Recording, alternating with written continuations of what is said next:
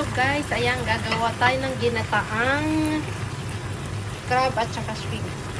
Gata guys. Ayan.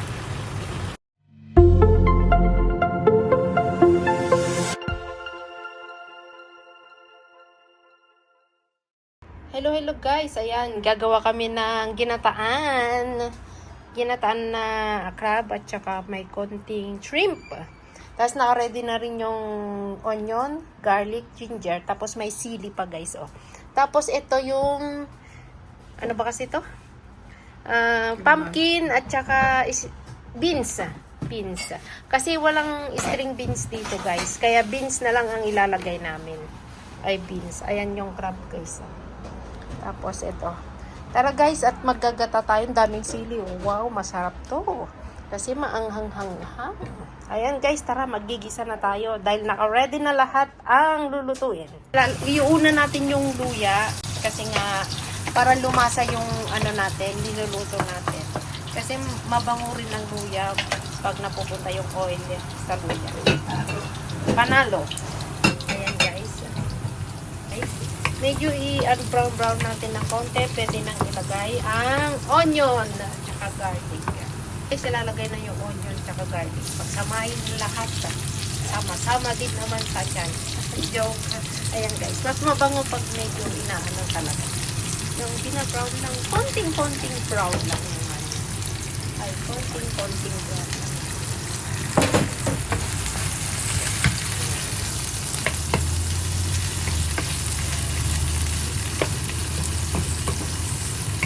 Ayan guys, ang bango na. Ay, ang bango. Tapos ilalagay na natin yung gulay. Guys, ang bango ng garlic pa lang at saka mga onion. Ang bango na. Ay, ang bango na.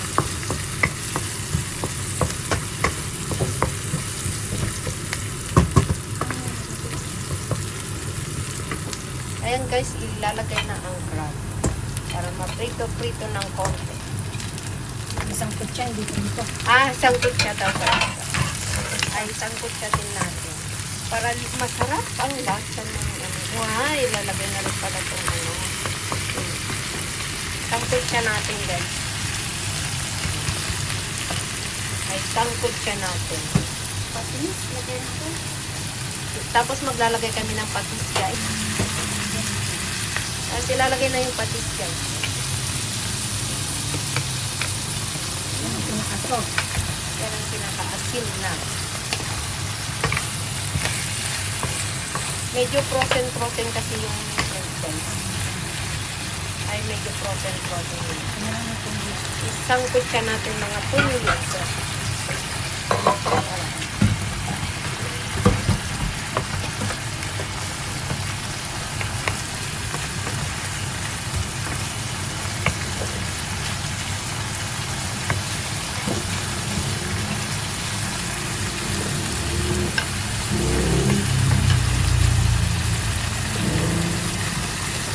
Ang next nito guys, ilalagay natin yung pumpkin.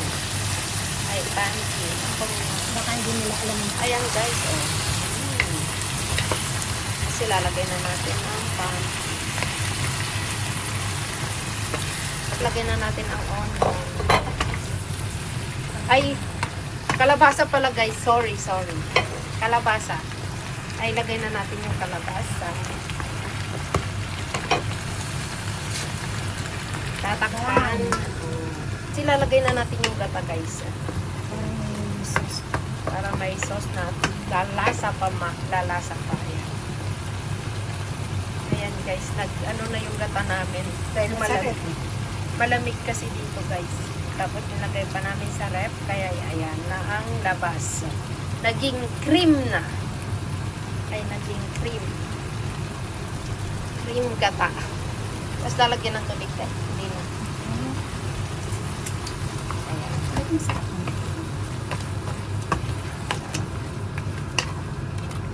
May tubig na pala.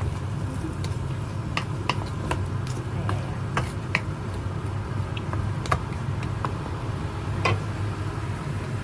Tapos tatakpan ulit. Yan guys, oh, kumulo na. Ano yan? Medyo matigas yung kalabasa pa niya. Ayan guys. Pinapakulang natin. Hina natin ng konti. Ayan guys. Tapos tatakpan natin. Tapos ilalagay natin yung beans at saka sili. Ayan. Ayan guys. Takpang bango na guys. Nakakagutom na. Mapaparami na naman ang kain nito. Guys, ilalagay na natin yung string beans. Ay, sili. At saka may sili. Ayan. Yung sili guys. Ayan. Mga ilang minutes pa? Mga 5 minutes? 5 minutes more guys. Kakain na kami. Ayan guys. Yan na lang natin. Mga ilang minutes pa guys. Pwede na kumain. Pag kumampot na yung beans guys, pwede nang kumain. Kami gutom na. So, wow, sarap na. Oh, sarap na.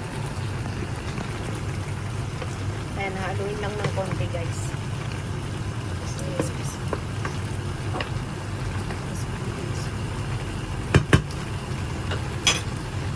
Ayan, titikman lang guys kung may lasa na. Masarap na. Masarap te? Wow, masarap daw guys. Nakakagutom.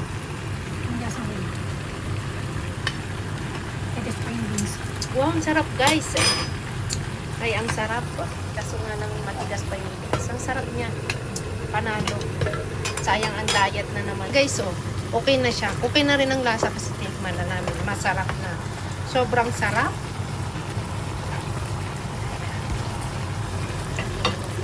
Ayan guys, so pwede na tayong kumain dahil gutom na talaga kami. Ayan. Shoutout sa lahat at maraming salamat. Bye-bye. Kakain lang kami guys kasi gutom na.